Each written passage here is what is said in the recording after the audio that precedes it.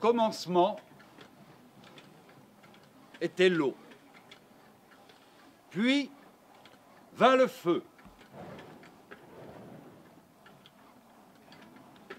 Ainsi naquit la forge. C'est l'eau qui va pouvoir activer tous les mécanismes, les souffler. Sans elle, pas de forge.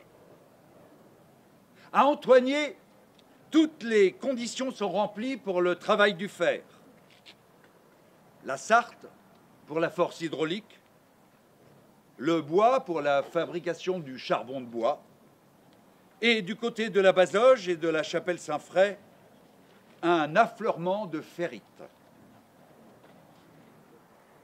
La forge, à l'époque, est un privilège de la noblesse.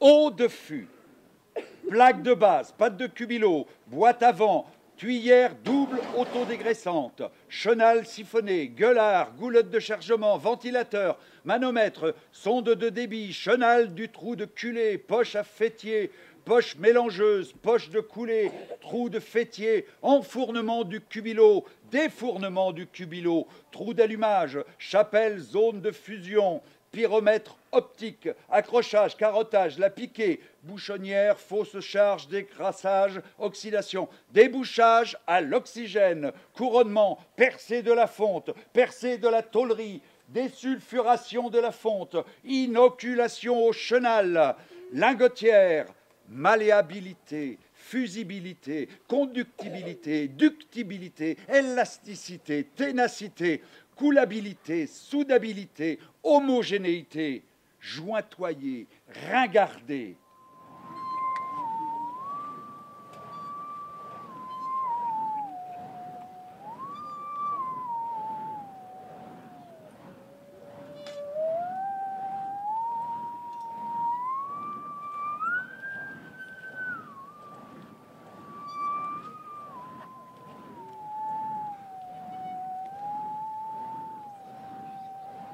Les Goules Noires, ce furent mes ancêtres. Et je suis toujours fier d'en évoquer le souvenir. C'est Julien Doré qui parle. Julien Doré qui vient de l'Orne et qui vient travailler aux forges d'Antoigné comme fendeur. Il va épouser Jeanne-François Féot. Ensemble, ils auront 13 enfants. La famille est nombreuse et habite dans une modeste maison. Et c'est là... Alors là, vous voyez cet embrasement de rouge, ces flammes qui sont là au fond. Je vais évoquer une période assez tragique d'Antoigné. Cet épisode est raconté par la femme de Louis Chappé. Alors parfois, il y a des petites choses qui peuvent heurter l'oreille, mais c'est Madame Chappé qui en parle. Et elle commence son récit comme suit. Chassé de ses usines après une lutte fratricide, Louis Chappé vient séjourner très souvent dans ce riant Antoigné modernisé pour en faire l'oasis de ses vieux jours, au milieu des œuvres d'art accumulées chaque année avec le plus gros de ses revenus.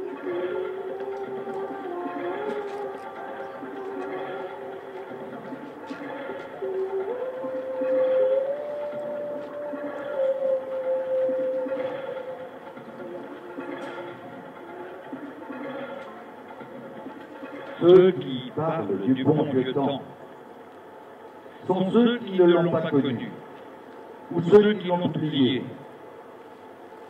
Nous, le bon temps, c'est celui vécu depuis la retraite. C'est maintenant notre meilleure vie. On fait partie de cette génération qui n'a connu une certaine aisance, un certain bien-être, qu'avec la retraite. Parce que notre jeunesse, quand on travaillait, Eh bien, la paix, Sainte-Jeanne.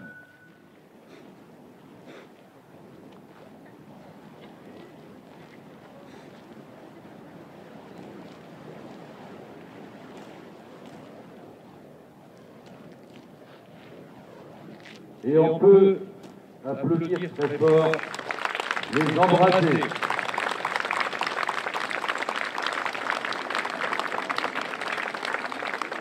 Juste avant de passer la parole à Gérard, au président, juste je voudrais que vous applaudissiez Céline Villalta, qui était à la musique, à la voix, aux paroles aussi. Donc vous pouvez l'applaudir bien fort à la musicale,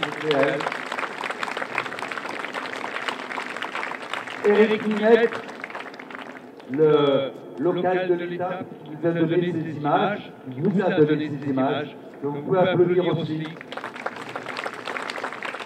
Un grand merci à notre ami Daniel, qui a fait aussi beaucoup pour supprimer les vieilles turbines à courant continu et les transformer en un magnifique produit naturel d'aujourd'hui, avec production d'électricité. Et vous allez voir quelques images du chantier gigantesque que cela a représenté pour déconstruire à la fois les turbines qui ont été construites en 1930 et celles qui devraient marcher aujourd'hui, mais qui malheureusement, avec le manque d'eau, fait que celles-ci sont à l'arrêt.